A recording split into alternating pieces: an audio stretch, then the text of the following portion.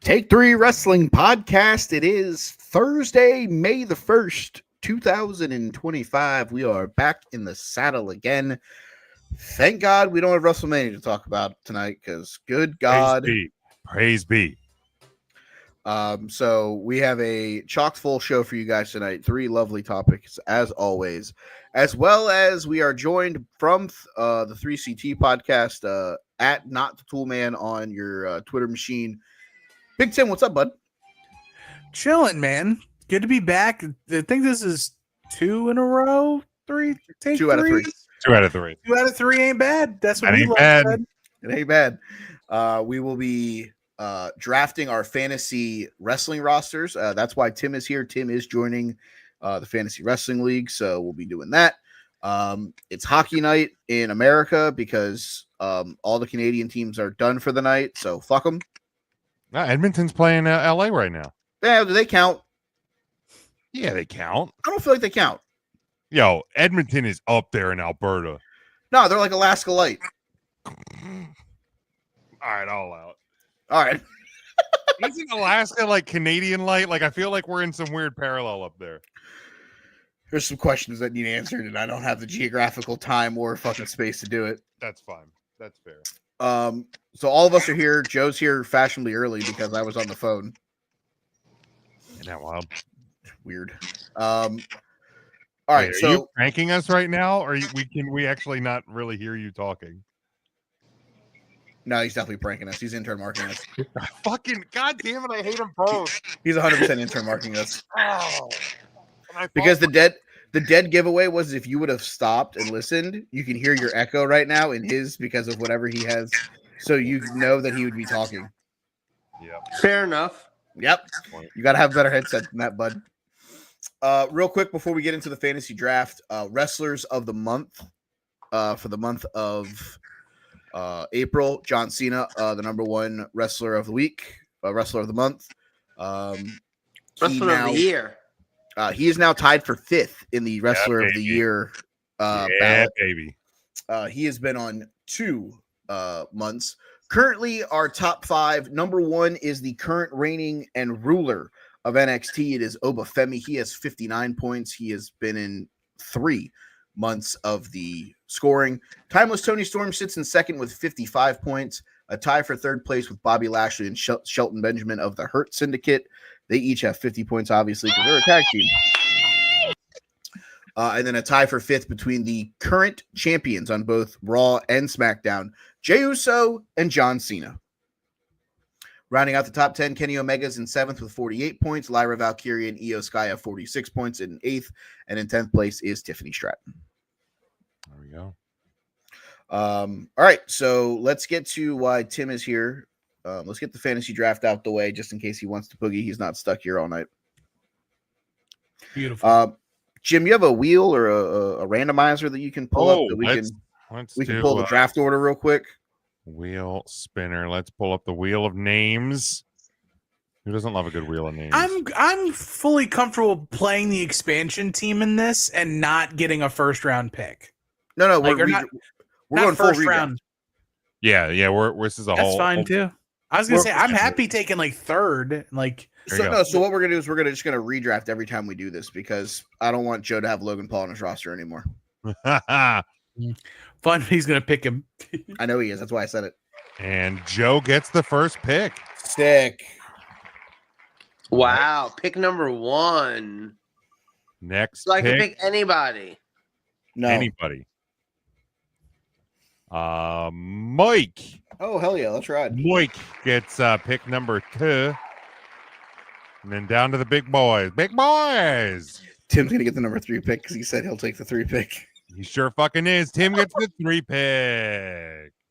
I love it. All right, so traditional snake draft. So Jim will get the 4 and the 5. Can I ask a very important question? Yes. So, like, between the two of you guys, who's Earthquake and who's Typhoon? That's a good question. I'm gonna say I'll let Big Jim pick. I was gonna say I think Jim's Earthquake because he has no hair. That's a good point. And I feel like Earthquake was Tim. I feel like Tim and Uncle Fred are very similar people. We'd bust a buffet. We'd do it. Yeah, dude. Uncle Fred's fucking Hall of Fame induction, man. That brought me to a little teary eyed, man. Love Uncle Fred. So again, traditional snake draft. Jim will get the 4 or 5 all the way through. We did tinker with the scoring. If you win the world titles on any show, you get 7 points. A retainment is 4. Losing the title is -3 points to your score. Mid-card titles, 5 if you win it, 2 if you retain, 3 if you retain, 2 if you lose it. Tag titles, 3 if you win them, 2 if you retain, 1 if you lose them. 3 WWE, 3 AEW, 4 wild cards. Joe, you have the number 1 overall selection. You are on the clock. I put ice in my mouth. I didn't know I was going to have to talk yet. If you have the number 1 pick and you're going to draft Shadur Sanders, why why would you put ice in your mouth? Rules you were going to rule. Just the standard ones, bud. Wait, who'd you say? Is that the new Judgment Day guy? Yes. No, let me get Seth Rollins. All right. Joe has decided to take Seth Rollins with the number 1 overall selection.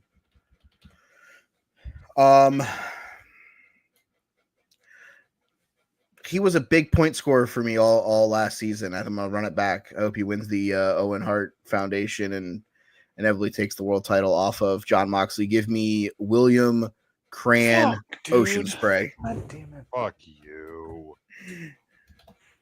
This is why people get mad at you, Mike. That's fine. So What are you gonna do? Fire me? So I will absolutely have fired Ernest off this show. Oh, happy birthday, Ernest. Oh yeah, happy birthday, Ernest. You're still fired. I'll have a bunch of questions about like the transactional rates and things like that, waiver wire, however it goes, and how often you can make changes to your roster. Every Thursday night when we have the show. Okay, beautiful. So what I'm basing my draft on is high volume dudes who are wrestling every week.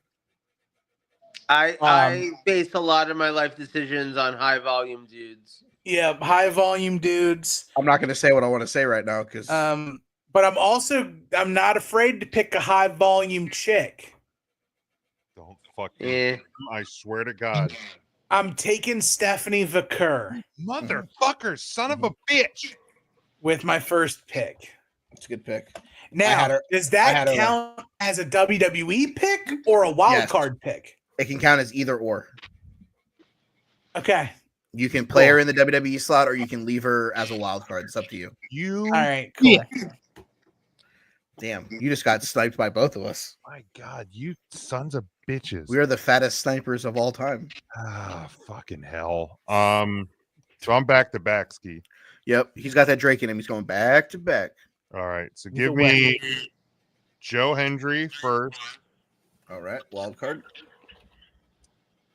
And then, fucking hell.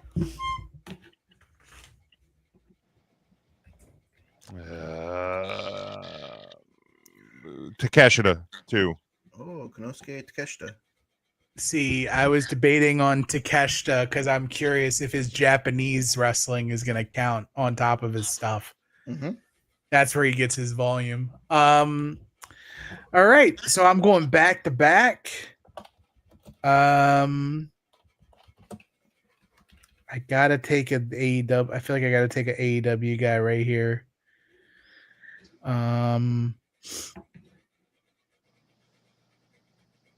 Lately, he's been featured a lot. He wins a lot. Give me. Oh, where are they gonna put him? I don't know. F it. Speedball Mike Bailey. Oh, okay. Oh, little speed bag. I don't like him, but I'm gonna pick him. And if I'm not enamored, he's gone next week. Yeah.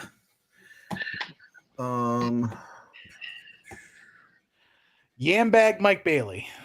Yams. Did him wrestling with no shoes on make my feet hurt? Hate it. Big Jim's favorite wrestler, Speedball Mike Bailey. Can't do it. Kick He pads loves and those. Jericho. He loves those high feet fives. Oh, it's awful. It's fucking terrible. I'm gonna double down in the world of AEW. I'm gonna go with the timeless champion. Give me timeless Tony Storm. That's a good pick. By the way, quick sidebar, Mike. Did you see the NHL news? The New York Rangers are hiring former Penguins coach Mike Sullivan. I love it. Both those organizations can continue to rot in hell. Joe, your 2 picks. Fuck them. I'm gonna start with Penta. Joe's favorite wrestler. Hell yeah.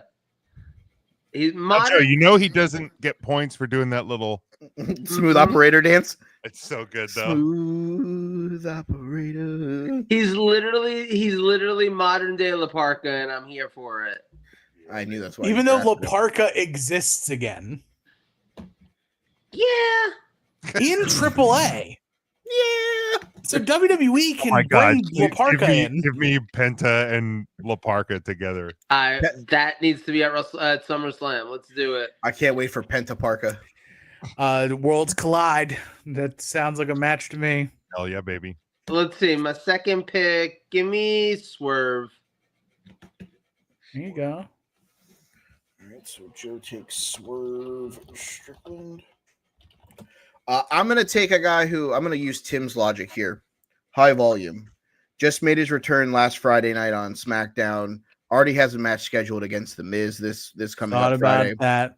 I will take Aleister Black. Yeah. Okay. My next pick, I'm going to pick a champion that I know will be defending that title, and the trick is knowing when to offload him. Easy job. And I am taking 17-time big match John Cena. There you go. Jimothy. All right. Let's see what we're doing here. Again, if we're going volume's a good.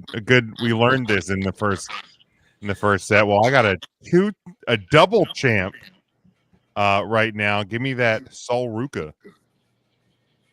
Are you counting speed matches? Mm-hmm. Ugh.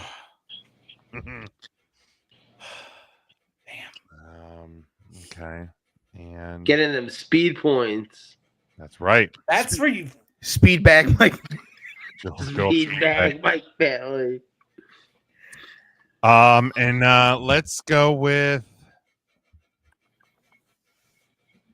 God. Okay. I'm gonna go with somebody who is 9-9 on the year in AEW. Give me Bob Lashley. Bobby. My only fear is that he's not going to wrestle, which is why I wouldn't take him. But he is a champ, and I don't see them taking the titles off of them anytime soon. Yeah, he may be one of the first people I end up moving, but we'll see what for now. I'm going back to a volume shooter. Somebody took someone close to him early in the draft. But I don't think that person's going to be wrestling as often as his cohort. Give me the Breaker Man, Braun Breaker.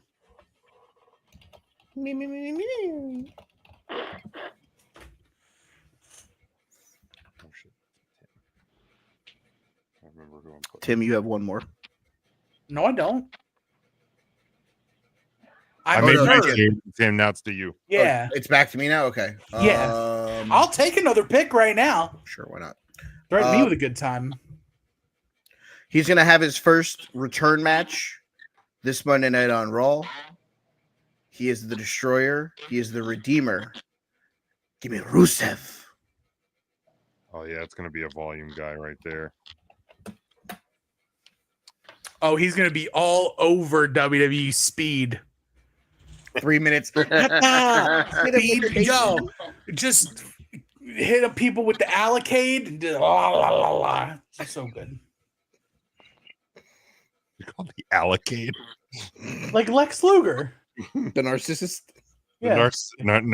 That promo about Super Brawl Saturday. You got a bunch of Allocades. This shirt's too tight. All right, Joe. All right, hold on. I gotta look up people.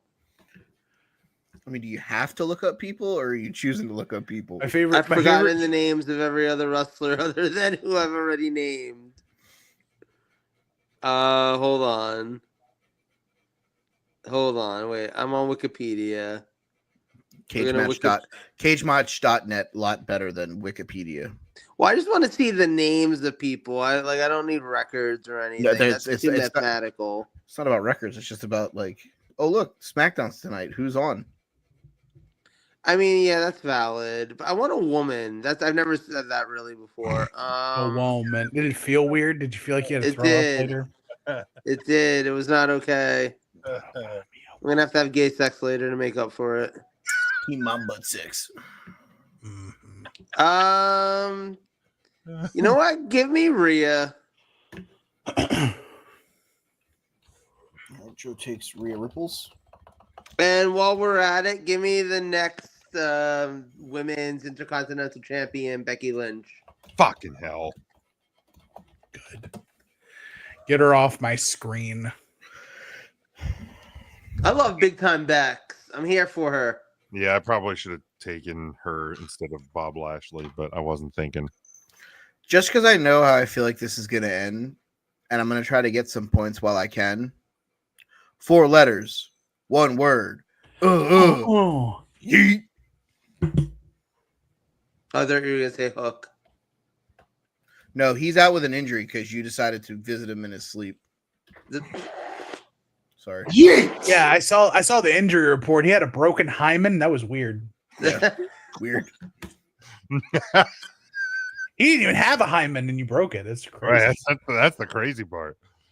Hey, listen. What was the old Taz phrase? Beat me if you can, survive beat me if I let you you. Can. My hymen will stay together if you let it. Like that was. Yep, Something. That was how that went. That's right there. It was in the ballpark. Something. I'm back on my AEW kick. Do I want to go volume guy or do I want to go with winning guy? With AEW, you have a chance at neither. That's true.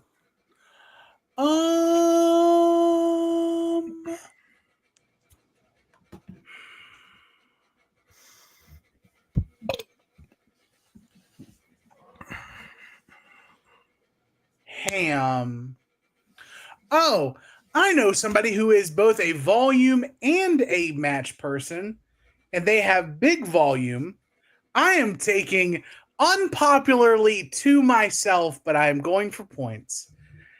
Give me Mercedes Moné. All right. She got 4 belts. She's in every fucking thing ever. You're not wrong. Yeah, not wrong. Not wrong. Not for me, but hey, points, baby. Points win championships, I heard. CEO. That song doesn't fucking win championships, though. Fuck that song. So bad. The best it was part really about that. cool when I thought it was Gunther's theme.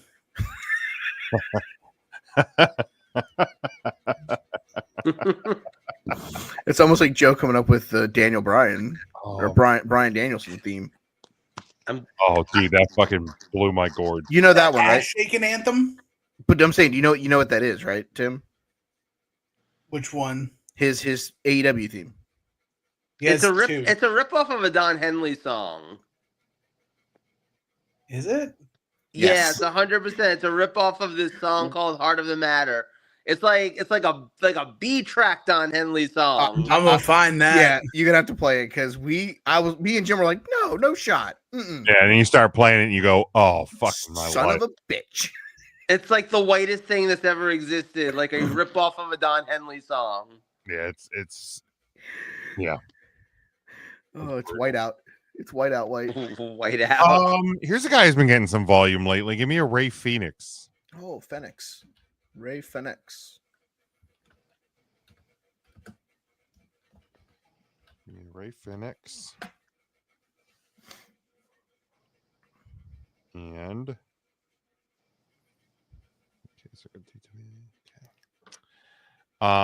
let's knock out another AE dib. And let's go another guy who gets a high volume, decent winning percentage. The powerhouse Habs. Habs and share. Powerhouse Habs. See. All right. You already went back to back. Yeah, did. he went Drake. Ray Phoenix, powerhouse Hobbs. Good. Good. You'll love to see it. I'm so proud of you. I'm so happy for you. By the way, this entire draft could get blown up because the rumor mill is that WWE releases are coming very soon. Oh shit, really?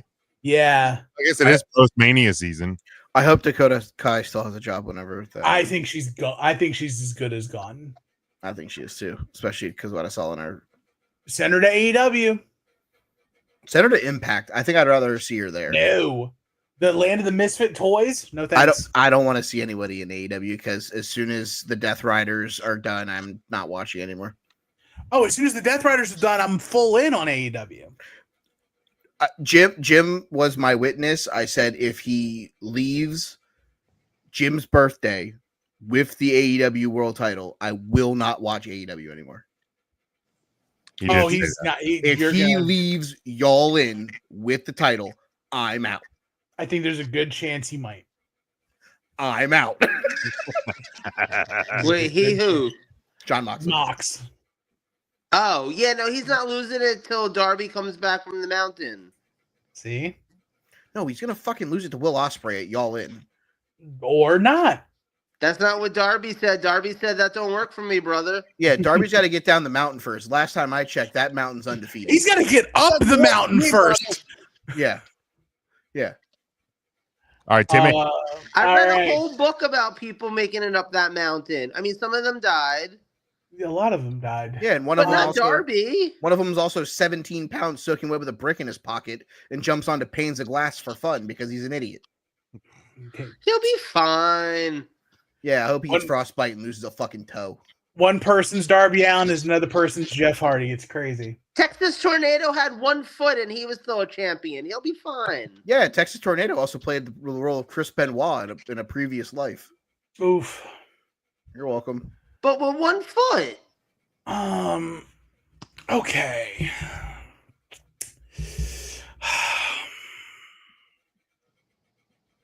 You think they charged him for both sneakers? Oh my god. Well, yeah, he wore the sneakers. He had a prosthetic foot. Come on. Yeah. Still feels fucked up. Come on, There should be a discount. Get your shit straight, Joe. These are Bush League questions. I expect better and worse from you, so. I'm so torn. It's all right, I'm torn. I'm all out of faith. Do I want to use another WWE spot? Cold and I am chained. You should use a GCW spot. Joe did that for a while. He left Nick Gage on his roster for like a month and a half. I'd He rather wasn't even throw in up jail on that whole myself. time. This person's been floating around a lot on multiple programs. I'm going to hope they continue to float on multiple programs. Give me the women's world champion Io Sky. All right.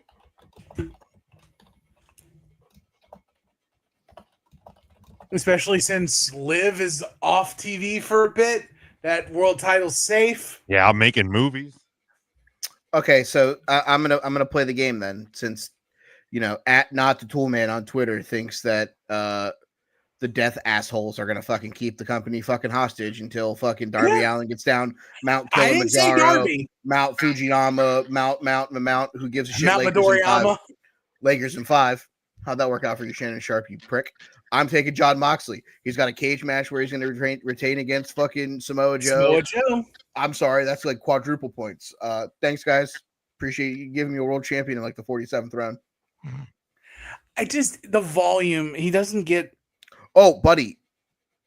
Thursday afternoon, right before we do the show, first cut, probably John Moxley coming off my fucking roster. See you, bye. Yeah. Trying to get out to a quick lead. Yeah. Joseph, you have 2 picks. Let's see. I'm gonna take Ricochet. God fucking damn it. And I'm gonna take. Wait, I had somebody. It's gone. Hold on. Oh, yes. I want one half of the SmackDown Tag Team Champions. Give me Montez Ford. They've hot-shotted those tag titles around so much, they got to rest for a few. Just keep them on. If John Moxley isn't my first cut, this guy is going to be my first cut because there's a big show in Japan this weekend, Wrestling Dontaku. The current IWGP World Heavyweight Champion, give me Hiroki Goto. Who's he fighting? Paul Wright. Callum He just Newman. said there's a big show in Japan. Oh, Will Cosplay. Yes. Wish.com Osprey. Will Cosplay. It's the best nickname for him. So when he retains his title, because we obviously know Timu Spray ain't going to win the title, so I'll take all the points. Just trying to load up on points, boys. Tim, you are up, good sir.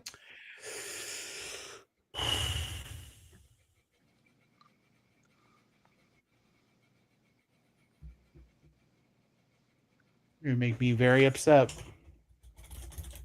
Go to the bet. Shut the F up. Oh, that's a really soft goal.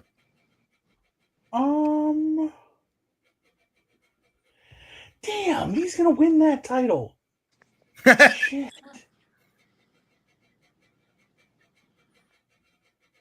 You went and looked at the card, didn't you? I am looking at the card. Yeah.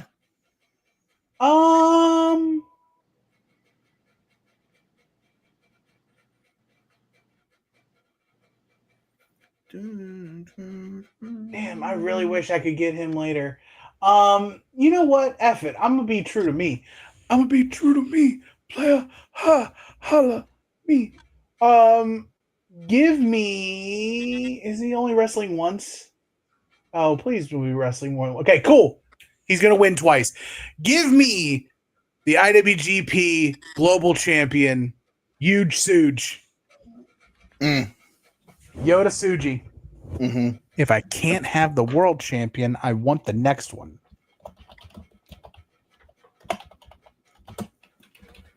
Huge Suge. All right, looking at next week's NXT women's number 1 contenders match. Ah, fucking hell. Both of them could win this. That's the thing. It sucks. I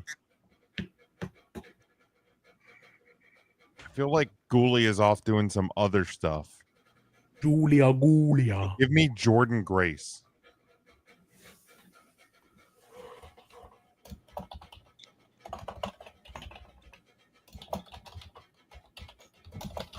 Who the fuck is Jacob Austin Young?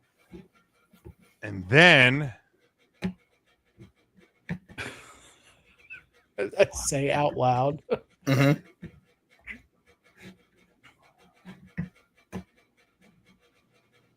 Huh. Mm-hmm. Oh, we're racking up a win here. Give me Tank. Ooh, old Hank and Tank. It's a good old hanky tanky. Those are my dudes. I wish they had better merch. Yeah, that shirt's kind of awful. Mm-hmm. Feels like an Ascension shirt with yellow thrown on it. Tell me I'm lying. I can't. That's the problem. Exactly.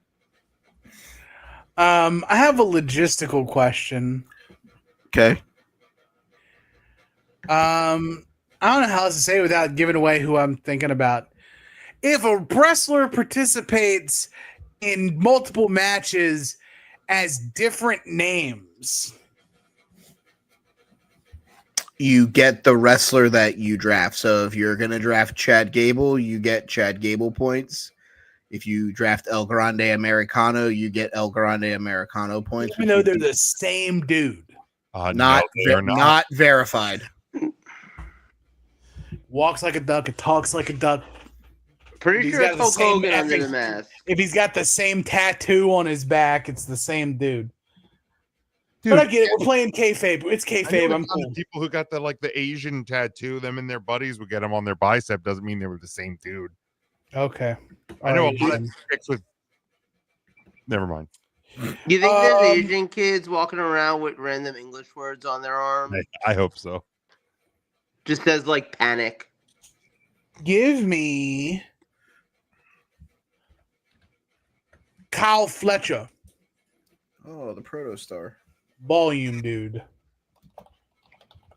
You ain't wrong there. Like it's just the word Q.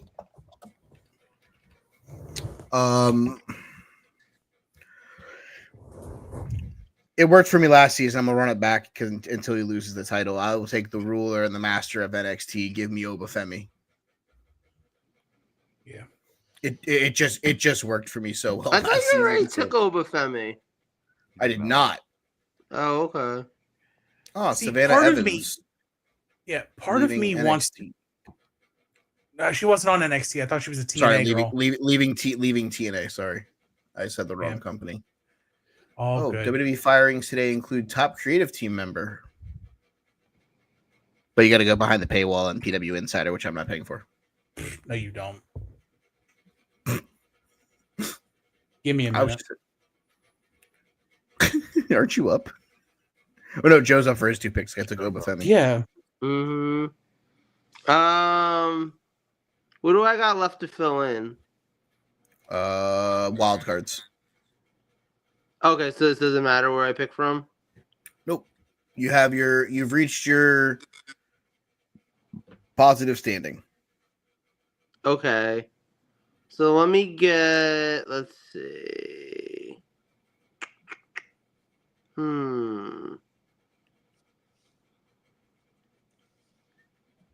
Oh, let me get Ricky Starks, whoever the hell his name is now. Saints. He needs one on our Saints. AEW, doesn't he? No, he has. Oh, he does. He does need an AEW. I put Becky Lynch in the AEW slot by mistake. Oops. Oh, okay. In that case, My bad. That's on me. I'll still take what Yeah. I just said, but like, You have Ricky Saints. yeah, and then let me also get.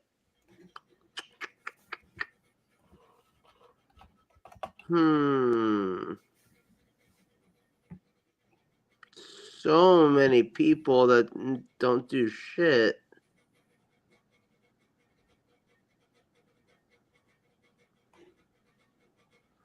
Ah, fuck it. Give me Adam Cole.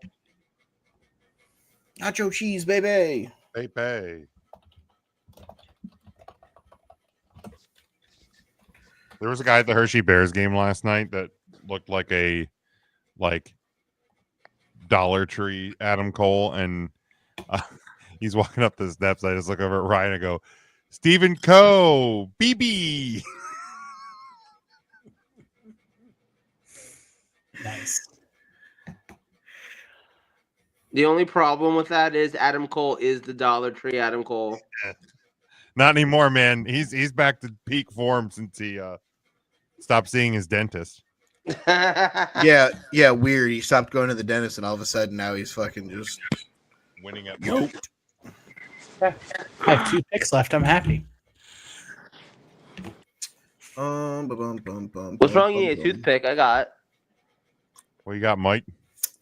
I'm looking because I'm contemplating if I want to do something wild here. I'm finna go wild. Do it. I think I'll save the wild pick for the last pick that I have. Burn the house down. Burn it down. You already have Seth Rollins. I can't do that. You know what's funny? His real last name is Lopez, just like Lisa Left Eye Lopez, who tried to burn the house down. It's true.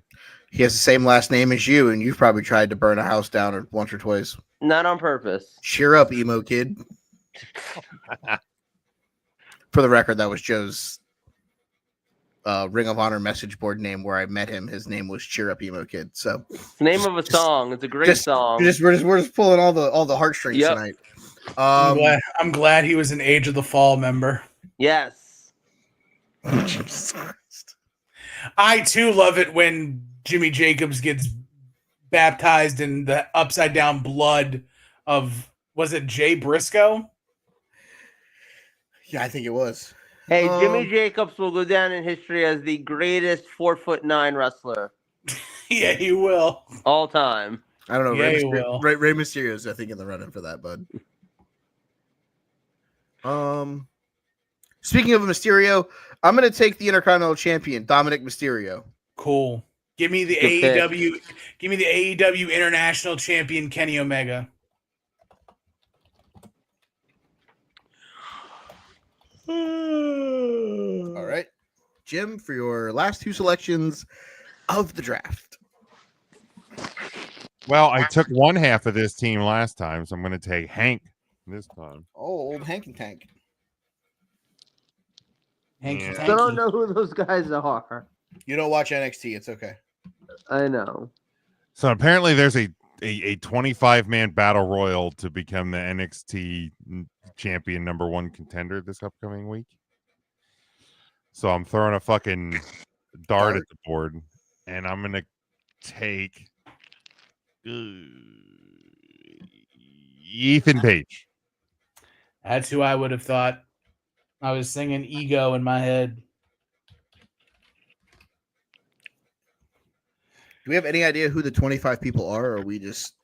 We do. Timothy Thatcher, Chris Island, Shiloh Hill, Ridge Holland, Sean Legacy, Brad Baylor, Ricky Smokes. Wait, Timothy Thatcher? He's an evolved guy. Okay, he's an evolved guy. Ethan guys. Page, Josh Briggs, Yoshiki Inamura, Trick Williams, Nico Vance, Brooks Jensen, Sean Spears, Javon Evans, Eddie Thorpe, Charlie Dempsey, Tavion Heights, Miles Bourne, Lexus King, Wes Lee, Tyreek Igwa. Hope I didn't butcher that one too much. And Tyson DuPont. God. Cool. That sounds A terrible. whole lot of who the hell is this? If you watched NXT, you'd know at least half of them. Who the hell is this? My last pick is going to the land of TNA wrestling. Give me Big Mike Santana. It's a good pick. It's only a matter of time before he wins a belt. You ain't wrong. TNA Wrestling. TNA wrestling. Cross the line. Yo, Oilers are absolutely smoking the Kings. 5-1. Yeah, I'm going to get wrecked, though, because Colorado's now losing 4-3 to fucking Dallas. All right. So as many Canadian teams that I wanted to get through this round are going to get through this round.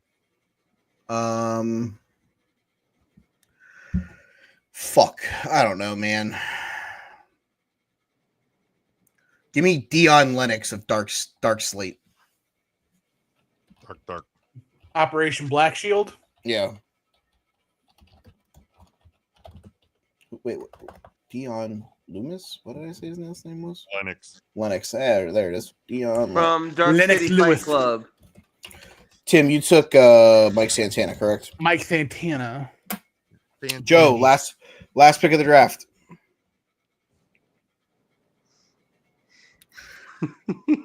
He's taking Logan Paul. Fuck this guy. No, I would never do that. With my last pick, I'd like to take Travis Scott. Oh, okay, that one works. Future SummerSlam main eventer Travis Scott. Future SummerSlam main event loser Travis Scott. Fiend. God damn it! If I hear that song again, Fiend. You know you're a fiend for it. No, pass. I'd rather. You know the I is an exclamation point. it's always good. It's always good to take your SummerSlam main event pick in a weekly fantasy draft in May 1st. Yeah. It's always fuck. The Kings just scored. Defense Bold strategy, optimal. Cotton. I hope it pays off for him.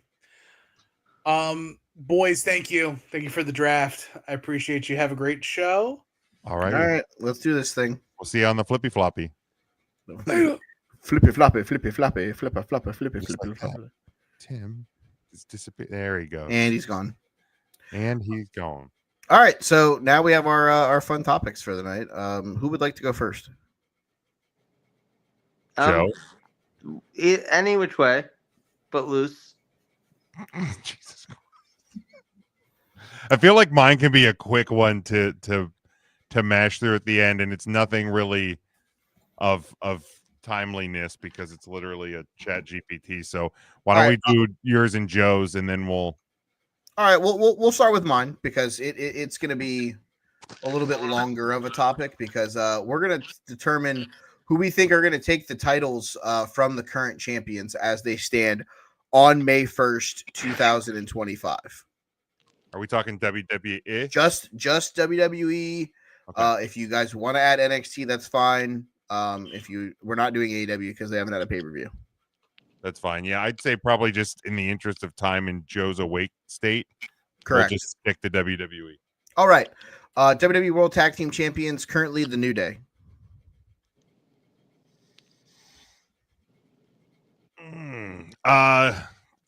Fuck it. The only other tag team on Raw besides the Viking Raiders is the fucking Creed Brothers, right? So let's go Creed Brothers.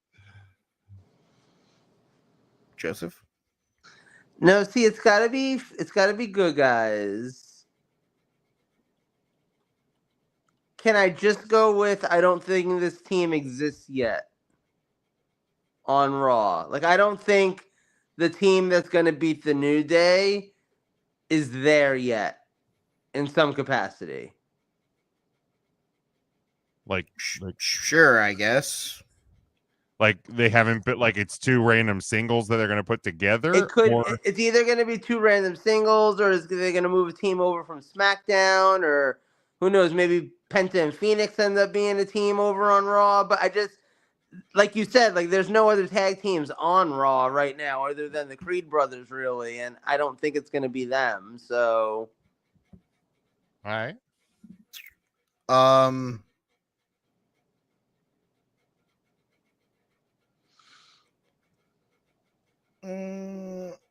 I'll say that I think the team that wins the titles are not on Raw either. But I will give a formal guess. I'm gonna say it's gonna be Angel Garza and Berto once they leave Legado del Fantasma. Next up, the SmackDown tag title is currently held by the Profits from the Streets.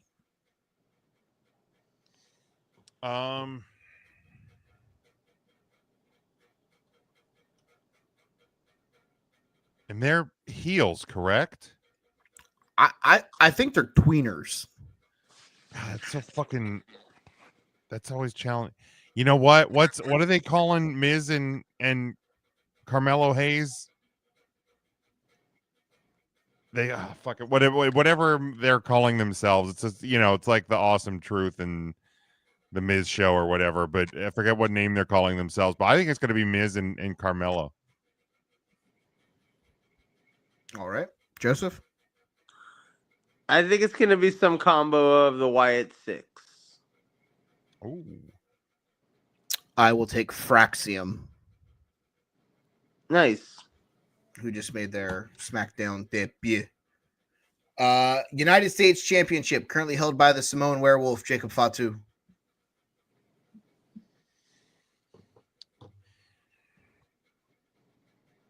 No, nobody. He retires the belt. Accidentally ate it.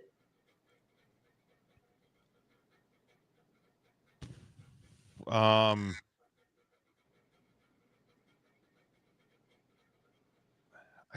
guess the dumb obvious answer is Solo. I'll go because the Tongans are both hurt. Correct. You know what? No, because this can play out towards like SummerSlam when Tama's back or something. Give me Tama. Okay. Joseph? See, I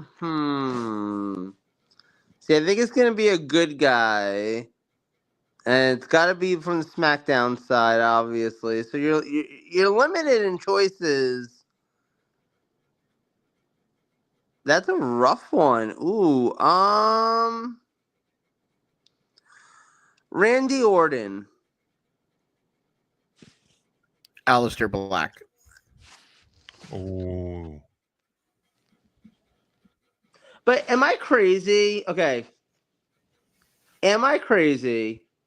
Or Yes. was Aleister Black's return to WWE, that whole segment, not basically just the same way he debuted in AEW against Cody Rhodes? yeah. Just like switch Cody for Miz. Like they were even both wearing all white while he showed up in all black. Yeah, I mean, similar vibe. I mean, that's what. I mean, was there a different way for him to debut? I mean, he's a character of the dark. Yeah, I know, but it was too samey for me. I mean, he probably had the same debut when he debuted in NXT.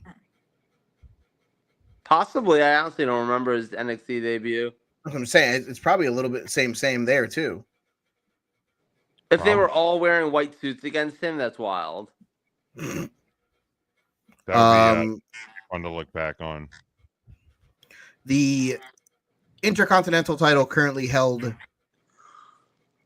by whoever the fuck wanted it. Dominic Mysterio, who I just drafted. Wow, I'm an idiot.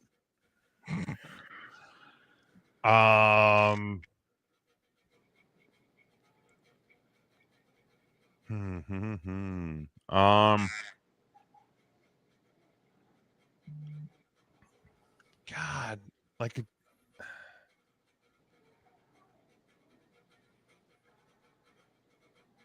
this feels like a Penta. Yeah, this feels like Penta. Yeah, I was kind of thinking the same thing. I'm gonna do it. It's Finn Balor. It's Finn Balor whenever he gets kicked out of the Judgment Day or he decides to leave the Judgment Day. I think it's Finn. That's a good point. I feel like the three of them are just going to be mismatched in that title feud for a while. Let's go, Colorado. Let's move over to the women's side real quick. The women's Intercontinental title currently held by Lyra Bacteria. Becky Lynch. Yeah. All right, good. That's the one we all can. I hate it. Within the next couple of weeks.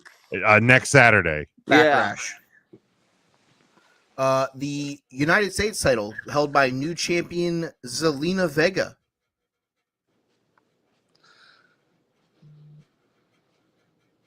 Chelsea Green. But she just had her. She's leaving office. Oh, she'll be back. She got voted back in. Yeah, I was kind of thinking Chelsea also. I'm not going to lie. Roxanne Perez. Oh, that's sure. That's a good. You put her right in that title picture. It makes a lot of sense. Can I change mine to Alexa Bliss? Sure. We have some variation here. I'm in. Sign me up. Nice. The women's world title currently held by Io Sky. Not Liv Morgan. Yeah, not Liv Morgan. That's good answer, Joe. Man. I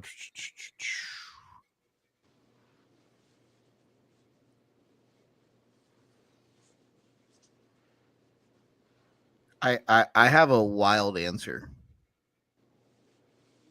Tiffany Stratton. Nope. Okay. Do you want to give yours a while? Nobody ready for Asuka. Dude, I like that. She's coming back in the next like month. Give me Tiger Mom 64. Absolutely. And Kyrie's coming back, and that's why I said I don't think Dakota gets released yet. Because that's what I'm saying. I If can they're see all the coming Kabuki back, why War. would they?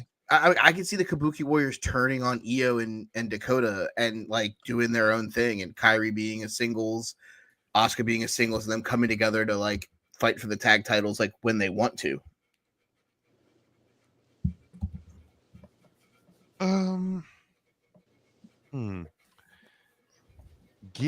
You know what? It's probably it's a pipe dream, but she's getting a lot of play right now with the blood sport stuff and cutting her promos. Give me Natty. Give me one Natty run here. Joe, any guess besides not Liv Morgan?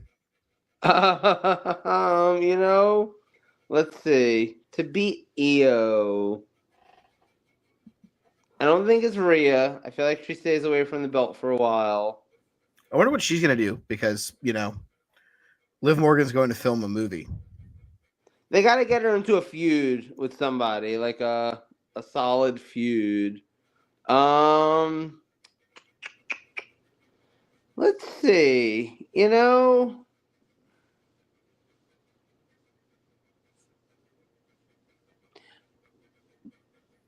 Give me Nia Jax. Okay.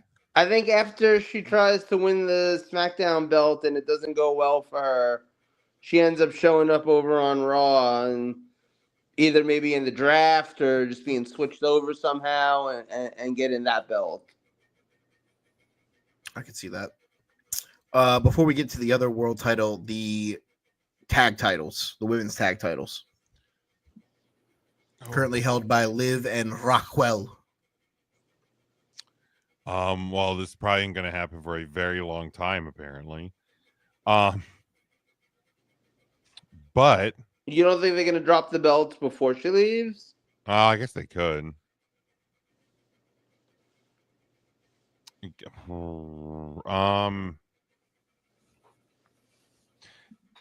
Kind of oh, by the way, the tag team name is Mellow Don't Miz.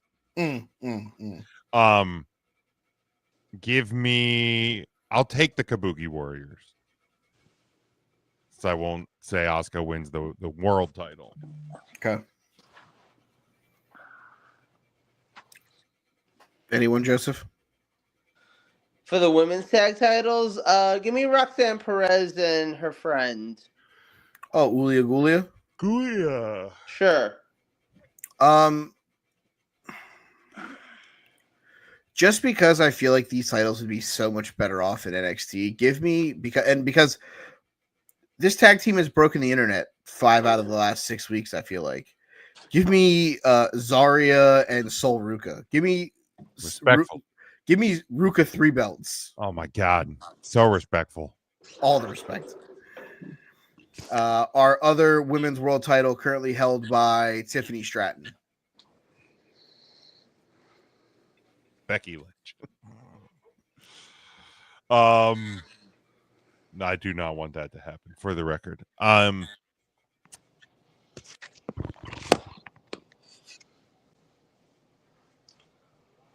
feel like they tested the waters with it. Jade Cargill.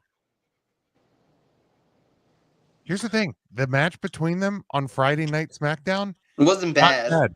Turns out when you have two wrestlers who probably still aren't ready for the bright lights wrestling each other, it actually turns out okay because is actually better than the other one. They're also two wrestlers that aren't trying to both lead the dance.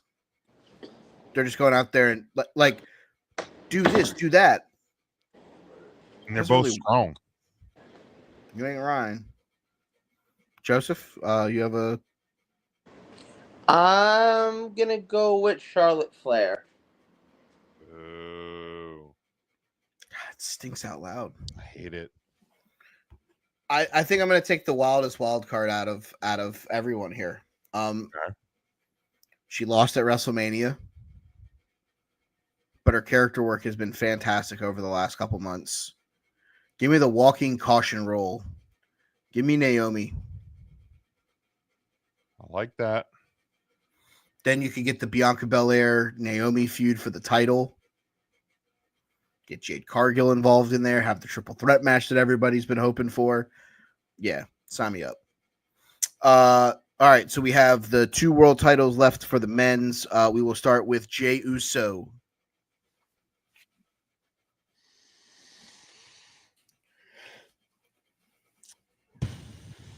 Dear God, please do not say fucking Logan Paul. I will not.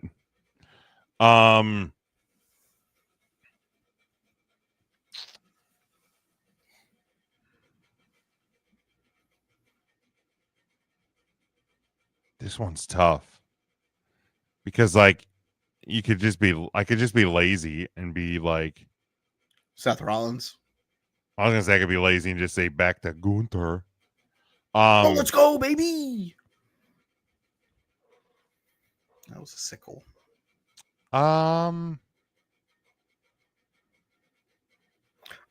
Seth Rollins.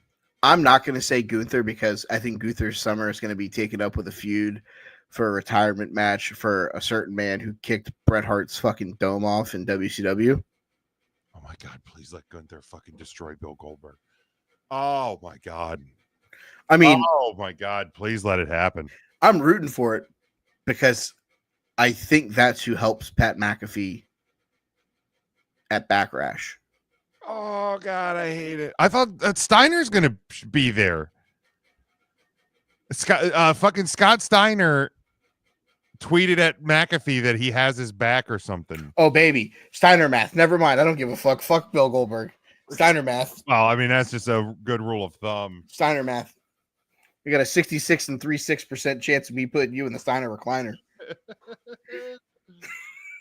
Joe, who's your selection to take the title off of Yeetosaurus Rex? I'm going to take an off the beaten path choice. I won't go with Seth Rollins, who is the likely person.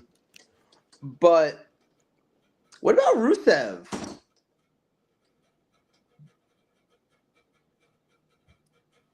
If we're going to give him a big old push. Yeah, I wouldn't hate that at all. I don't like Gunther feels like an easy choice. I feel like Seth Rollins is going to be feuding with this Sami Zayn thing is going to end with inevitably that being the end game where he gets to Jey Uso. So it's like Seth is the lazy answer. I would rather the title go on Braun Breaker than Seth Rollins. Personally. Man, I don't know. It feels weird. You know what? I'm going to go straight beaten path. CM Punk wins that title. That's how he gets the one-on-one feud with Seth and Heyman.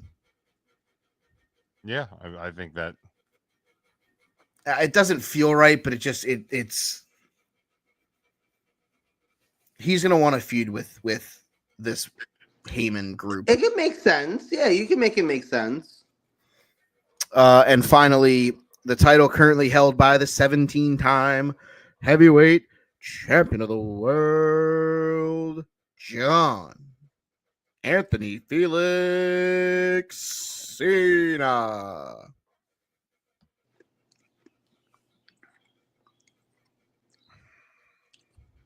So, unless they do the thing like they did in 1997 in WCW, where Lex Luger won the belt for like a week from Hulk Hogan, because like that they could do that. You know, you could have randomly Orton or somebody win the belt and have. I like the idea that's been floating around of like Cena winning the Money in the Bank and then like losing the belt and then cashing it in immediately and winning the belt back from somebody. Like, oh, I love that. Right? That's got a real potential to be a thing. So I mean, like they could pull something like that, but I'm gonna go with the person that I think is gonna be the long-term next champion, and that's Cody Rhodes. I think that this all ends with him winning that belt back. So while I think there's a real good chance that it is Cody winning it back. And I love the idea of him winning Money in the Bank just to be like, so nobody can cash in on me. But I like the added twist of him winning it so that when he loses it, he just wins it right back. Never been done. I fucking love it. I just love it so much. I'm going to say nobody. I think John Cena is going to retire with the title and either leave it on the floor or literally leave like he said he was going to do, and then WWE does create a new Winged Eagle or something to replace this title. And so yeah, my prediction is nobody beats John Cena.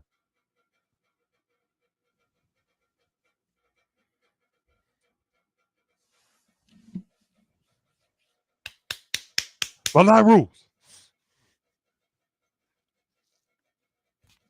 Dwayne The Rock Johnson. It's going to be Bloodline Rules. It's going to be the December pay-per-view, Armageddon. Because guess what, John? It's time for me to collect that soul of yours and to watch you walk off into the sunset. Off is the direction you can fuck. 1-1 all time against each other. There's got to be a decisive winner out of this. Has to be. That's a lot of confidence in a guy that just shows up once every 6 months and kind of just throws a monkey wrench into his storylines. You got a lot of hope that a guy who hasn't wrestled a full-time schedule could make it 26 more days, too. They don't have to be matches. He's got to get through Randy Orton at Backlash. Oh, Randy's safe. Yeah. That match is going to be... You're right. You know what? Randy is safe. But, all it takes is you to hit the ropes the wrong way and not be stretched out properly. And pow! There goes a hamstring. Well, that's true. He ain't the youngest cattle in the pen anymore. And he's gonna wrestle at Saturday night's main event in his hometown of Tampa. You know that for sure. Yep. He's gonna wrestle at Survivor Series. He's probably gonna wrestle at Summerfest. He's definitely wrestling Summerfest. That's what I'm saying. He's got at least 5 matches left in the tank. He's got a couple bumps left on the card. So I mean, if The Rock finishes the movie that he's filming right now, starts getting into ring shape, he could be good to go by November or December. Oh, I didn't say that he couldn't do it. I just said he's not going to. Just because I feel like the last few months have proven he just shows up when he wants to. Like, it's not there's no story there. He just shows up and they make some shit up. But let's peel the layer back here, okay? The story is at 42 in New Orleans. That's when it's Rock versus Roman.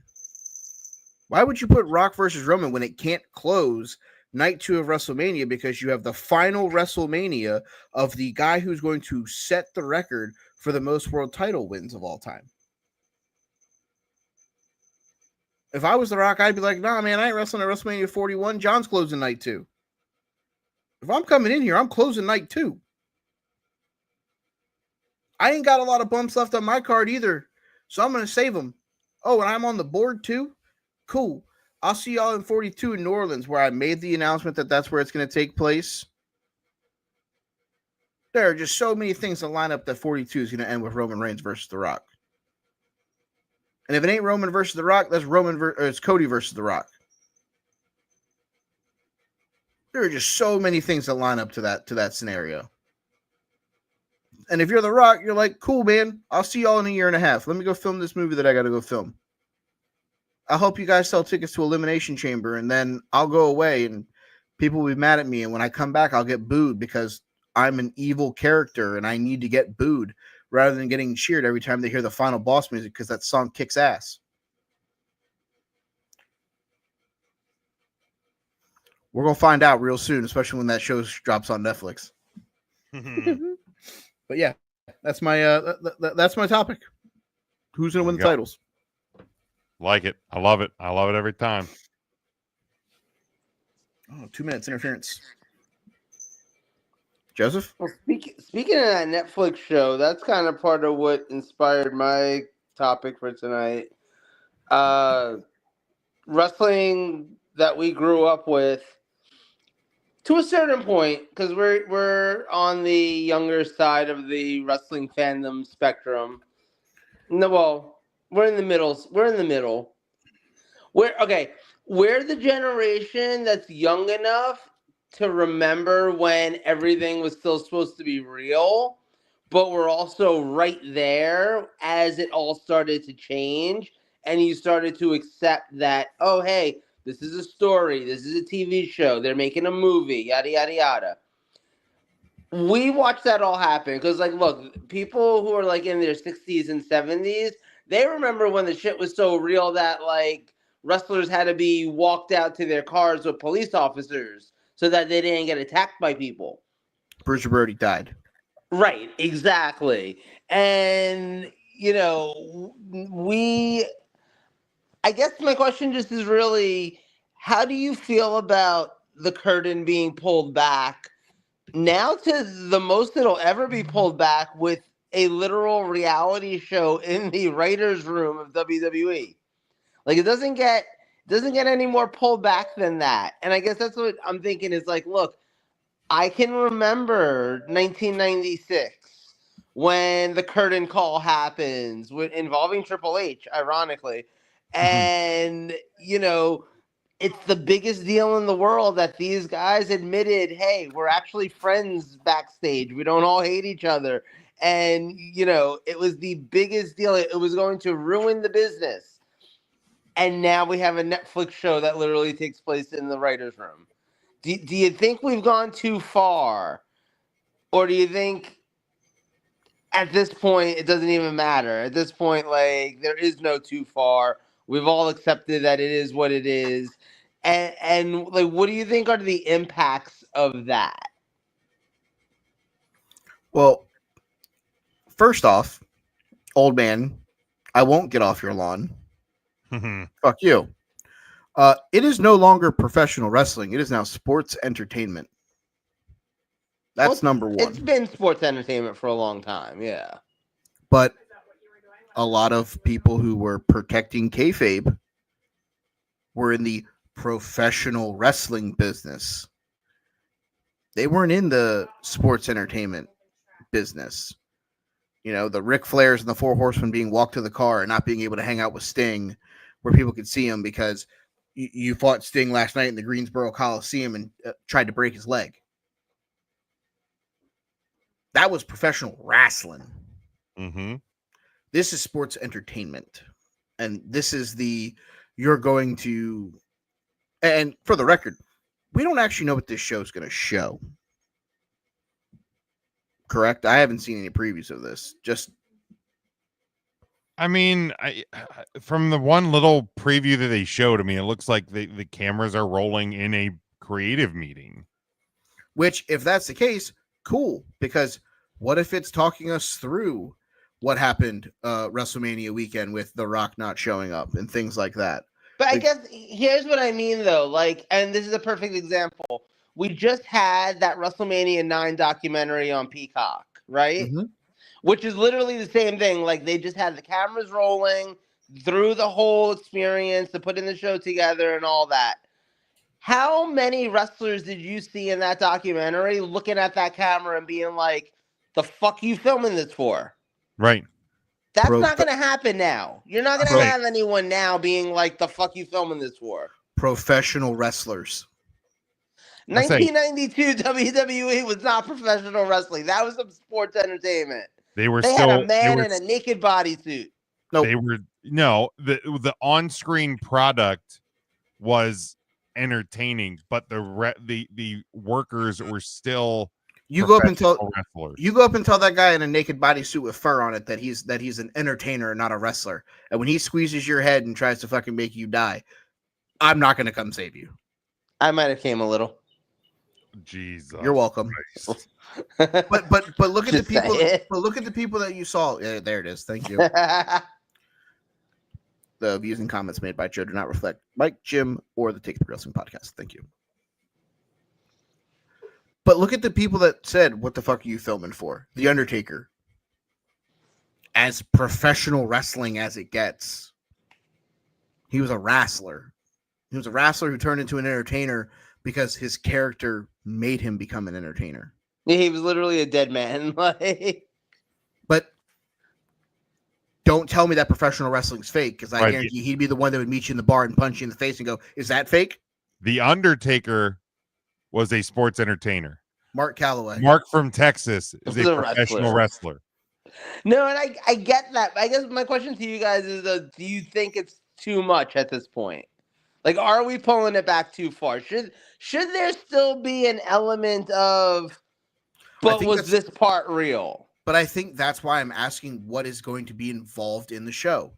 Are you telling me it's them having meetings and being like, "Oh, fucking Zarya, aka Stephanie Bennett the Third Junior Esquire, we need to come up with a new character. She's going to turn on Sol Ruka," or are we going to get like, "Hey, go show or go talk to the Prophets and try to figure out what the finish of the match is, so they can try to determine how much time's going to be needed for that match." Like, that's what I'm saying. I think I need to see more of a preview before I can say, are we peeling things back too much? Because if you're simply involved in a meeting where you're like, "Hey, this is what's going to happen on Friday Night SmackDown from Poughkeepsie, New York. Profits versus the Guns. You guys get 12 minutes. Kenny Dykstra and Jamie Noble, you're the agents. Here's who we want to win. Go figure it out. Let us know what the finish is." And then you see them going and trying to figure out how they're going to get 12 good minutes out of the two of them. I think that's fucking fascinating as hell. That's what I'm saying. I think I need to see more before I can actually judge it. Yeah, I'm kind of with you there too, because we don't exactly know what we're going to see, and also how current we're going to see it. Like this, if this debuts in September, True. and they're showing me creative meetings from the Royal Rumble, cool, like that. You know what I mean? Like we saw the working. I mean, they were supposed to release the WrestleMania Behind the Curtain documentary the Tuesday after WrestleMania. 7 months later, it didn't happen, but like, but here's my thing too. Like,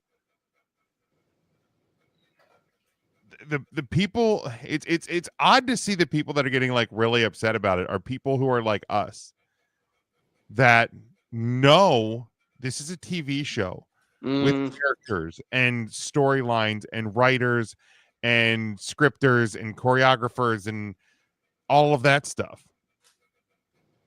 Like, this program isn't geared towards the 7-year-old kid who still thinks professional wrestling is real. Like, what business do people think this is exposing? The people that are watching this are the people that know that it's a TV show. So like, and then I guess then to that point is like, do you want to know how the TV show's made? Like, do you want to watch the bonus features disc on, the Avengers movie when you buy it, or don't you? Do you just want to watch the movie? Because that's what this is. Do you want to watch the alternate ending where Iron Man doesn't die, or do you want to just watch the one where Iron Man dies? I'm just kidding. Sorry, forgot. My bad. No, it's just a long running joke. Ryan literally did that. I know. No. So for example, though, like, what about The Rock coming out with his tweet where after WrestleMania, where he was just like, "Guys, I was never supposed to be there. The whole thing, I just showed up at an Elimination Chamber because low ticket sales. It was never as deep as you thought it was." Like, does that take the magic away a little bit, or does that not even matter at this point? I mean, by that point, what's it really matter? Because we already know how it ended. Right. We know The Rock wasn't there. So whether he was supposed to be there or not, and then just, hey, card subject to change, by that point, it doesn't really matter because he wasn't there when it mattered the most anyhow. What if he was never supposed to be there? But it's interesting because I feel like 10 years ago, the tweet would have been him being like, "I didn't need to be there." my boy Travis got the job done, or something like that. Like, it would have stayed like in character. And now it's, nah, man, storylines. I wasn't meant to be there. Like, it's a weird switch, I feel like, that's happened very quickly. I mean, you're not wrong, not at all. But here's the other thought process when it comes to that. Like, at this point, finding out like what's going on, I don't know that it's gonna make or break me watching the show. Cool. The Rock called the day after Elimination Chamber and said he ain't gonna be there. Cool. So now we have the video of like, oh, okay, so what are we gonna do? How are we gonna get it? We gotta get Travis, we're gonna get this, we're gonna do that. Like, I think that's the thing where like I'm excited to see that part of it. But again, and I'm gonna bring this up on the screen. What part of it sucked, though? To be honest with me, The part where I'll speak to it, because this is what made me upset in the moment, and I said it in our post Mania show, that I did the thing that I have often criticized wrestling fans of doing, where I started a fantasy book in my brain, and when it didn't happen, I got upset because I expected more, and the story was different that night than I thought it was going to be. It's I mean, but here, and for those people, it's no different than the ending of a movie being different than what they thought it was going to be. I told people, so if you're watching How I Met Your Mother for the first time, earmuff it for about a minute and a half. Mm-hmm. But when the episode, I think it was the end of season 7, when Barney got engaged to Robin, I looked at my wife and I said, the end of this show is going to be Ted and Robin ending up together. And I told all my friends who watched the show, and they thought I was crazy. And I was like, the show is about Ted and Robin and how they love each other and how ultimately everything always leads back to them. And 2 years later, at the end of How I Met Your Mother, people were pissed because Ted and Robin ended up together. And guess what? I was happy because I knew that's how it was supposed to end. So, like, a lot of times anger is based on how people perceived things were going to happen. I'm before I read this out loud. You know what else sucked? Tony Soprano dying at the end of Sopranos. That's not confirmed. It went to black. Okay. And what happens when you get whacked, Joe? Yeah, but Jax his Teller daughter was just really bad at parking. That, like, anything could have happened. Jax Teller having to kill himself off of Sons of Anarchy at the end of that storyline arc was not the end that was not the ending that the fans wanted. So should we just call Kurt Sutter and tell him, "Hey, fuck you for not doing the things that we wanted him to"? But okay, here's my question though.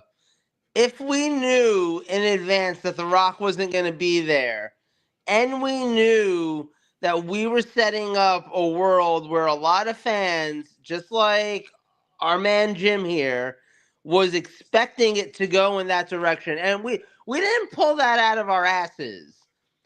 WWE storyline gave us that expectation that The Rock would be there at the end. Like, everyone's saying, oh, the Paul Heyman and Seth Rollins, like, that's going to get involved.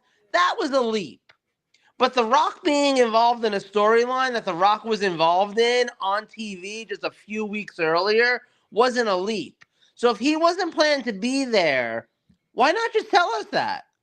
Why not just come out in advance and be like, hey, guys, just so you know, I'm not going to be in Vegas this weekend.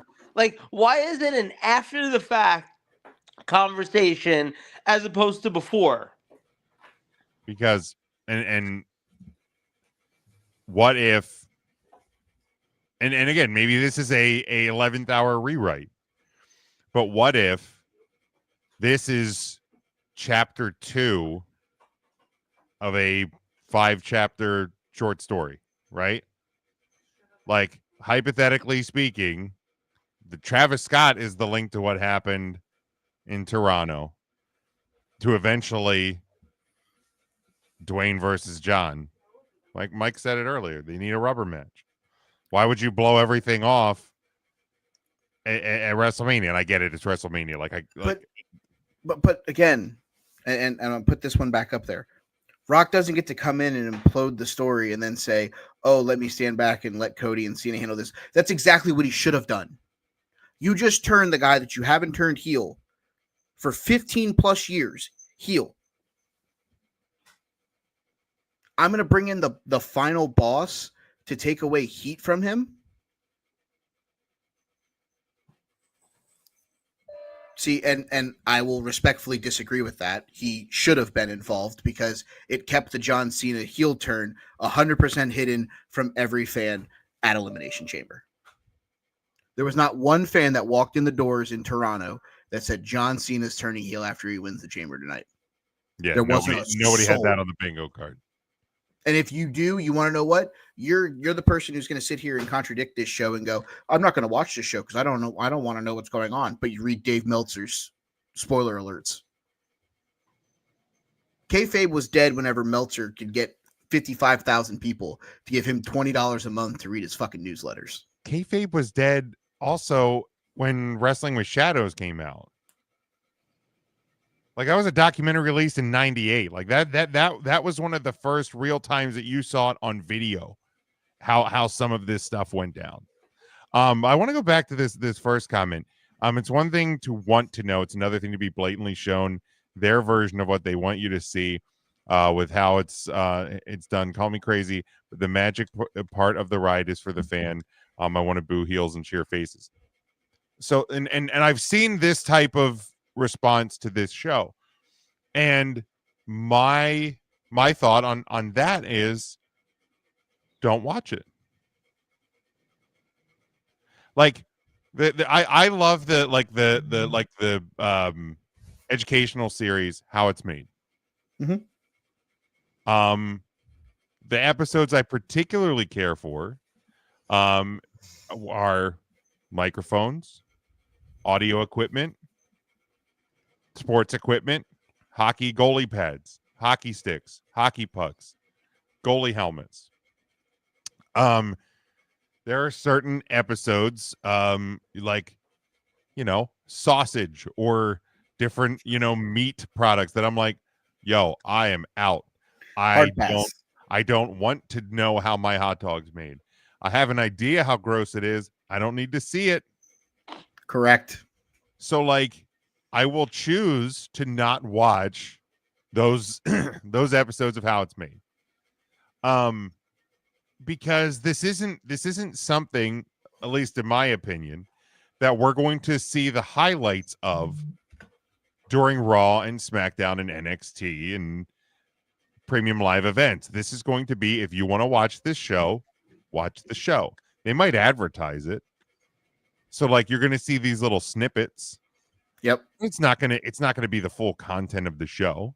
And again, you can always mute the TV. You can always, and it's harder to do on Raw, but change the channel for a couple of minutes.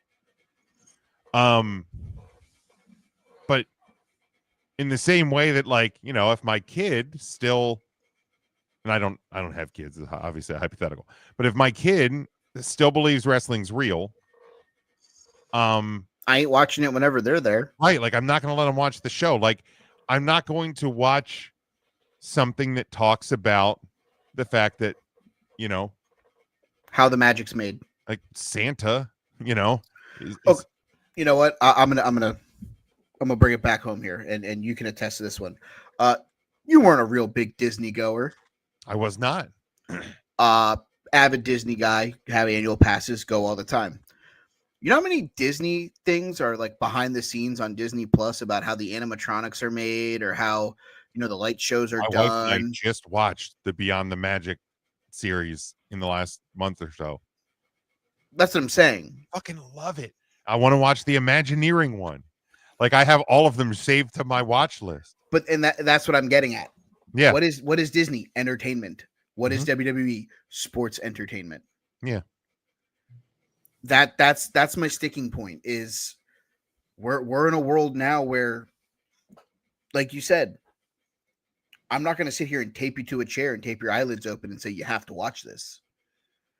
There are going to be people that are going to love the content and that are going to have conversations about it and that are going to be like, yo, did you watch this week's episode where fucking Triple H walked into the fucking conference room and flipped the table and said, you guys are really fucking me out of the fucking Raw tag division? Oh, but 4 months later, there's still no Raw tag division. I wonder what the fuck happened. Right.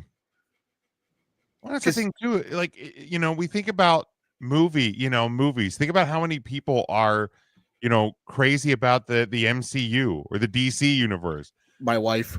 Batman, fucking Spider-Man, fucking Star Wars. Like, all of these things. Like, and there's been documentaries about how these movies are made and about the story and the creation of this character and the creation of that. It doesn't make you love Star Wars any less if you watch those things. And again, like I'm finally starting to catch up on some of the Star Wars movies. I call myself a Star Wars fan. I am not a Star Wars fanatic. I'm a Batman fan. I am not a Batman fanatic. So I don't watch every documentary, everything, every this, every that about Star Wars, Batman, etc. But if I did, it wouldn't make me love Star Wars less. It wouldn't make me love Batman less because I love those characters. For me, I love the idea of this show because also, and I get that I'm on a different perspective here. I have literally been in the back of independent wrestling shows. Mm-hmm. I have literally seen shows get rewritten the day of an event because, hey, dude we have in our world title match broke his foot in a fucking match 2 days ago. Hey, you know, this guy that's supposed to be winning the ladder match tonight for the briefcase, his car is stuck in traffic in Binghamton, New York. He ain't gonna make it to Harrisburg today. Like, I've seen this happen. I've seen shows rewritten. I have seen guys putting their matches together. I've been on commentary teams. I've been backstage interviewers. So for me, seeing this done on the biggest level in the business is really, really cool. That's something that's neat for me because I know that Roman Reigns and Joe from Florida are different people. I know that Seth Rollins and Colby from Iowa are different people. Like, Seth Rollins is a character. Like I know that. Like, I know, like, I have seen Rhea Ripley on my TV, and I have seen, like, I forget her actual name, but I have seen her Instagram videos where she's just walking around listening to music in her home gym, going to make, you know, her lunch.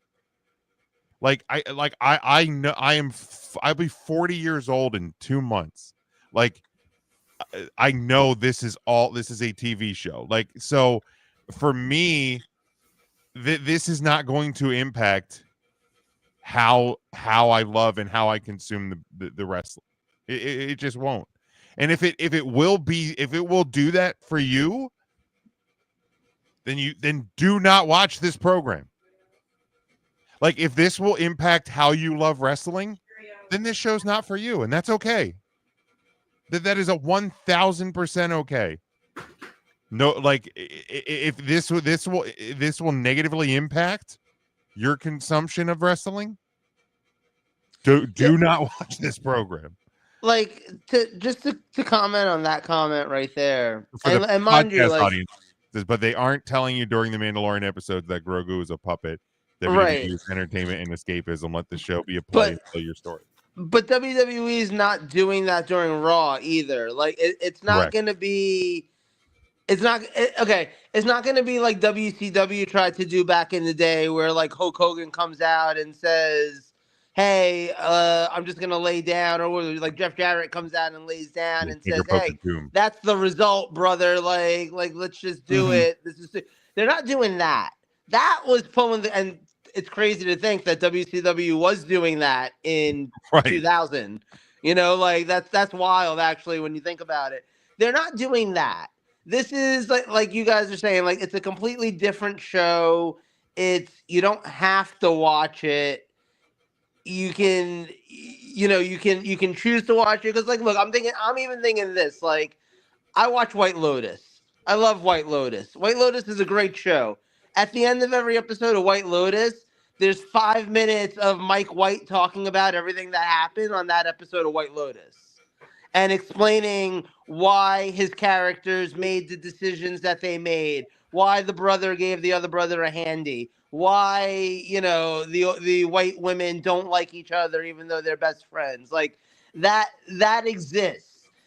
And again, like, look, I'm a huge movie lover. I love listening to movie podcasts about the makings of movies and the behind the scenes and like who was almost in what role and all that. It's interesting stuff. Like, I'm not going to lie.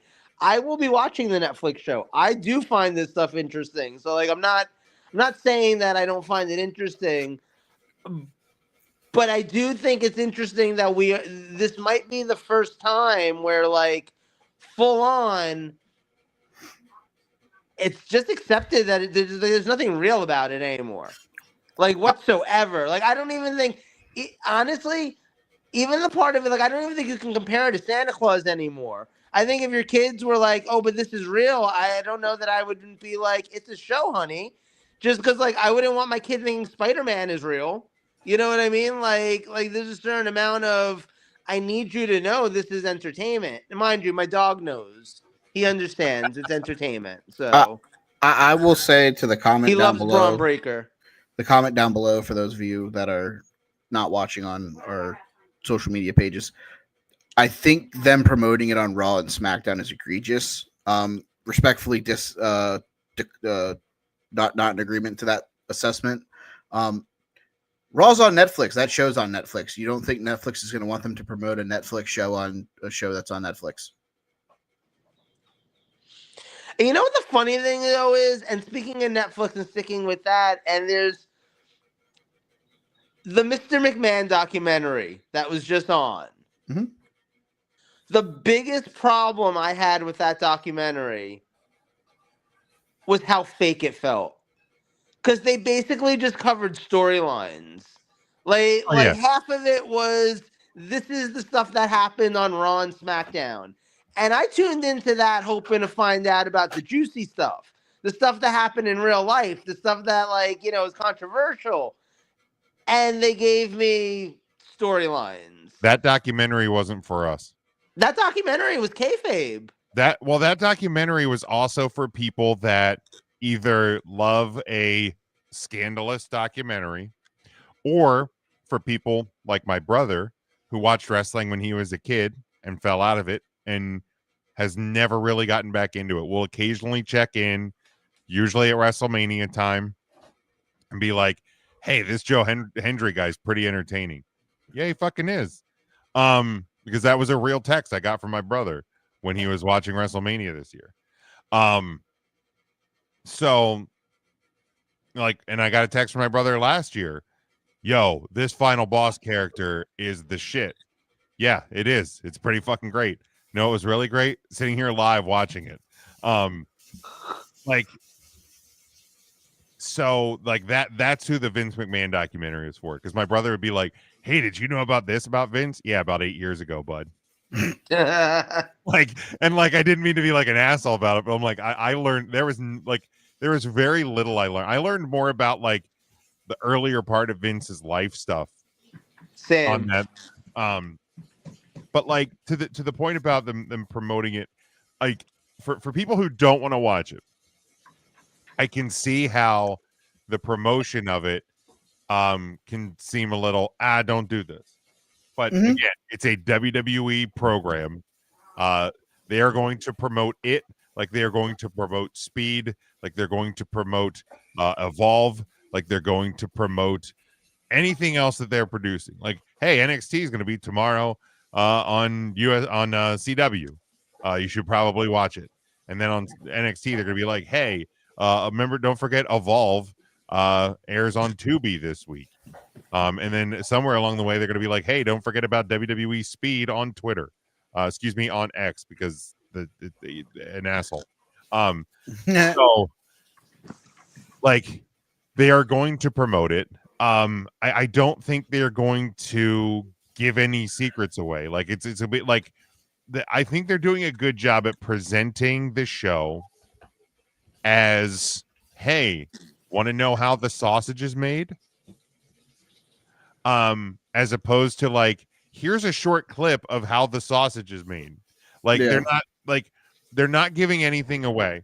And to the people that need to remember that, like, need to still know that wrestling's real, this show's not, like, the advertisements aren't exposing anything. To the people that know it's a show, you're gonna have a couple, like, again, maybe just mute the TV when the ad comes on, because like the ad will happen. I'm not trying to like lessen your not being happy with it. Like, that's certainly an opinion and a feeling that is valid, but like it's going to be advertised. So like it's now. I'll make a comparison. I hate the ads on the ring canvas. Mm-hmm. Hate them. Absolutely hate them. It like, you want to put ads on the ring posts, on the commentary tables, on the barricades, on the video boards, on the turnbuckles. America's Home Shield.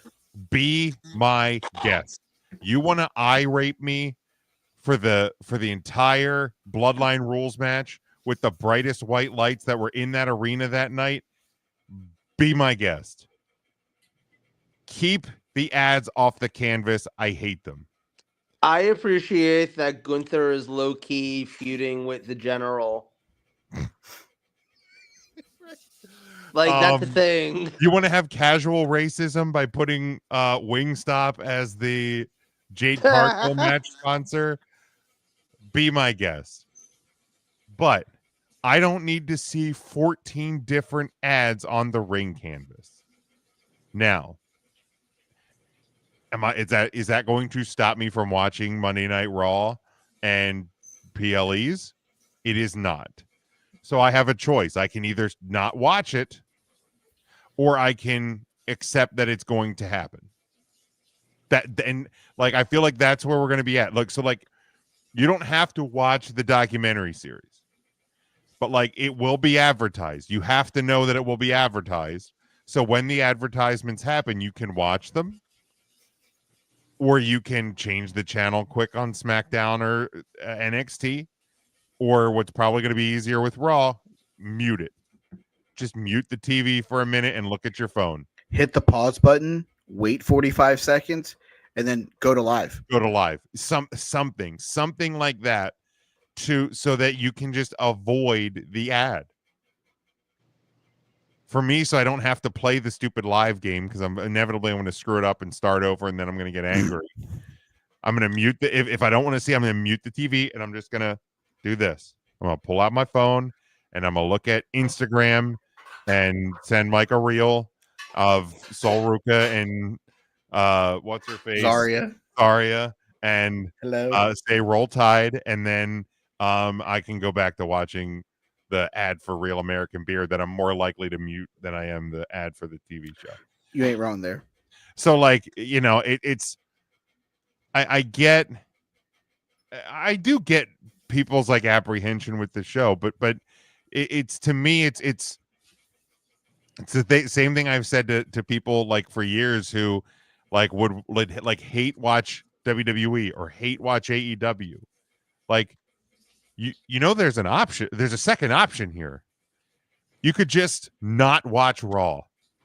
Like, if it's that bad, if you hate it that much, if you hate WWE that much, and I'm not saying this about the commenter here, I'm like, in general, like, people are like, oh, WWE's evil, I fucking hate their guts, how could they book this show? Just don't watch it. Just watch. There's so much other wrestling. There's AEW and TNA and New Japan and All Japan and minus Japan and you know, well, there used to be wrestling in Europe, and there's wrestling in Mexico, and there's GCW, and there's TNA, and there's Tony Khan presents Ring of Honor, and there's, you know, there's so much. Like, why would you waste 2.5 to 3 hours on Monday Night Raw just to hate it? And I even say this, one of my friends, I can tell he watches AEW, and I'm like, bud, what are you doing? So just it's okay, but to the back to the, you know, the long and winding road that we've taken is, if to some people this is the WWE pulling the curtain back too far, absolutely it is. To others, like me, I embrace that. I love this. I love this idea. I can't wait for this show to come out. In some ways, this might make me care about wrestling, because I've gone lukewarm-ish in the last year. I've definitely watched a lot less wrestling in the last year than I did previously. This show might actually help me latch back on a little bit, because I've been in the back of independent wrestling shows. Were you ever touched by Mike Quackenbush? I wasn't. We never worked for Chikara at all. I would have known you if you had. Yeah. You we were never not. did. You were not currently under construction, Ant. I was not. Wait, you weren't the big dude in the BDK? I was not. You were not Tursus. I was not. I couldn't remember his name for the life of me. Yeah, I still have like about 20 Chikara DVDs circa like 2008, 2009, 2010. Like I only like knowledge connection anything to anything Chikara was, I went to like one Excellence show, which a lot of the guys there were also wrestled in Chikara. Yeah. And so like this, Olaf the Usurper or whatever the fuck his name was. I got to this fucking Excellence show because Tim, who's on 3CT, used to like ring announce and do commentary there. And I know the boar. He was just a baby boar at that point. But he's a big boar now. He's a big boy. From Moldova. Yeah, he was still from Moldova at that point. But like I get, who the fuck is this Olaf the Usurper? Like some of these characters, like what the fuck is happening? Like it was a real, because like I was used to going to just regular independent shows or working regular independent shows. You get up there, I'm like, what the fuck is happening? I don't know what is all this? It was cool. It was neat. You're used to Ricky Saints, and all of a sudden you get Oleg the Usurper, a guy who's Kings pulled within one under a minute to go. Fucking Ultimo Breakfast. Glad I didn't bet fucking under 9 on this game. My DraftKings app was being a dick earlier, and I just I'm out. Fuck it. You guys want to storm through the last topic, and then I can go back. I can hold this till next week if we just want to do wrestlers of the week, and it's up to you guys. I'll hold it. That'll give me less homework to do next week. I got it. We'll just do that. We'll do that next week. Okay. Wrestlers of the week. Joseph, you want to start? I'll take the new tag team champions in the women's division and on Raw. What? Oh, that was last week. Yeah, I don't know what the fuck happened in wrestling this week. I was like, when did they lose the titles? Where the fuck was I? I got real confused. I'm not gonna lie. Wait, I'm gonna have to look up some results. Hold on. Well, while he's doing that, I'm going to take your new women's U.S. champion, Zelina Vega. There it is.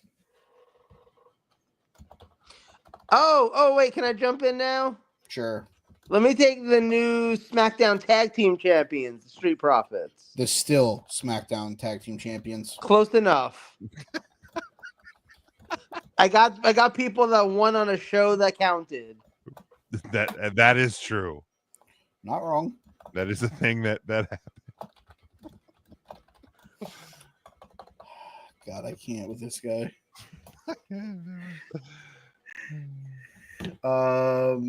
Let's see. I'm gonna go. Nick Camarado wrestled on Dynamite this week. Yeah. You know what? I'm gonna go with an honorary pick. She wrestled her final match at Stardom earlier this week. Give me the real final boss. Give me Mako Satomura. There you go.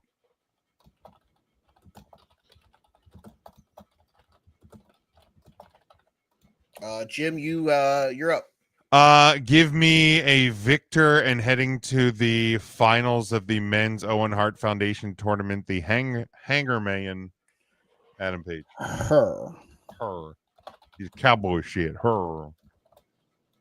Cowboy tough. He's tougher than $2 steak. Her. Oh boy. King's almost tied it. 20 seconds to go. Are the Oilers going to advance?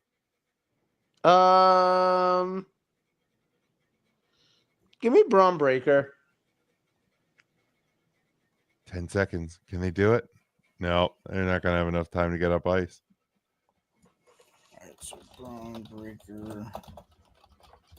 Oh, there's an empty netter with 0.8 to go. Oilers are advancing. Let's go. Nice. So all the Canadian teams that I wanted to make it to the second round are making it to the second round. My final pick, I will take the man who retained his North American title. Give me absolute Ricky Saints. Dude, I want to go to fucking Canada and watch a Stanley Cup playoff game outside an arena. Yeah. I don't even want to go in the arena. I just want to be in the watch party. Crazy in there. I want to go. I don't think now's the right time for you to go to Canada. Well, it's the right time to go. It's maybe not the right time to come back. Right here. Don't claim anything on the way back. Yeah, just if you're gonna bring something back, mail it. Like I was just over there doing some surveillance for Don. Yeah, he sent me over there. I don't know. I was just I got a plane ticket. I went. I'm just trying to come back. I just wouldn't also tell anybody while you're there that you're an American. Like you should carry around like a French baguette all the time. I feel like at this point, if you're an American going to Canada, they probably know that you're either like fleeing or just wanting to know that it's a safe place to be. At this point. I would have loved just you get off the plane and you see like the Canadian folk that are there. They go, "Oh, hey, you're American, eh?" And you're like, "Yeah." They're like, "Oh, you need a weekend off from that guy, eh?" Oh, dude, like I remember. Come on over and hang out. We'll have some ketchup chips and drink some Great Molson. Dude, ketchup I remember chips were good. The sad dude, those ketchup chips are so good. The sad thing is I was up there in October before October of 2016. And like we got to our hotel in Gatineau, Quebec. It's just across the river from Ottawa. And I said to the woman working at the desk, because they had, one of the news channels on or whatever, and I was just like, what? I go, what? I know how much silly it is for us to have to deal with this. I said, what goes on your mind when you watch this? And she goes, oh, I think it's like daytime, like drama television. She's like, I come home from work and like I use it as like my unwind humor show, and I'm like, that feels, yeah. You know what? You're doing it right. That's what we deserve. That was 9 years ago. So, not on your bingo card for 2025. Guess who the next challenger for Masha Slamovich's TNA Women's title is? Jazz. Gail Kim. Wrong. Bill Alfonso. Alicia Fox. The beautiful Alicia Fox. Shut the fuck. Really? That happened tonight on the live episode of Impact Wrestling. She's taking on Masha at Under Siege. Also at that show, Elijah and Joe Hendry versus Frankie Kazarian and Trick Williams. I mean, as far as I'm concerned, that just confirmed Alicia Fox 2026 Hall of Fame. Could be. Wouldn't be surprised in the slightest. Let's see. Is there anything else cool that came out of this show? Kazarian and Trick versus Hendry and Elias. Cody Deaner is going to take on Eddie Edwards. If he wins, he gets his contract renewed. He doesn't want to match in over a year. And that's pretty much it for tonight's episode of Impact Wrestling. There you go. Joe, you want to plug anything before we go?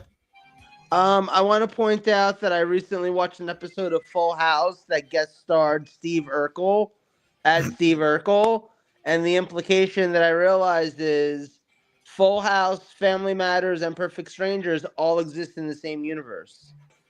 It's true. Who knew? There you go. Jim? Oh, he also shows up on Step by Step. He does.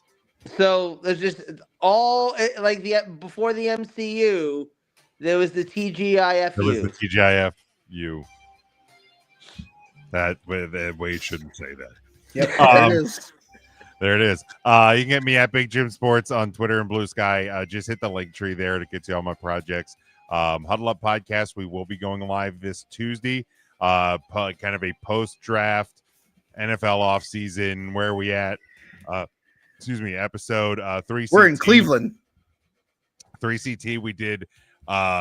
We did a Mount Rushmore episode this week where we did a Canadian wrestlers Mount Rushmore, but you couldn't use anybody from the Hart family. And That was a good one. and a TNA wrestling Mount Rushmore that we had to do as a collective. So the Canadian wrestler one, each of our own personal individual ones. The TNA one we had to do as a group. So that was a lot of fun. We have another good one coming up on Tuesday. We get back to our sad songs bracket. It's the round of 16 this upcoming week. So check that out. And Discussions with a Nobody may have an episode in the next week or so. So I actually have some topics down. It's just a matter of finding the time to do it. So yeah, just hit my link tree. You can follow me on Twitter at They Call Me Burn. You can follow the show at Take the Number 3 Wrestling. Pretty good show. Enjoyed it. Cool Yeah, 2 hours. I stayed awake. Congratulations, Joe. I'm proud of you. Yeah, I had a good time. We'll do it again next week. We'll talk about more things professional wrestling. Hopefully it isn't a Black Thursday with releases. Hopefully we get to talk to you guys in more positive spirits. Until then, for Joe and Jim, I'm Mike. We will see you next week on the Take 3 Wrestling Hulk Podcast. Hogan Thursday?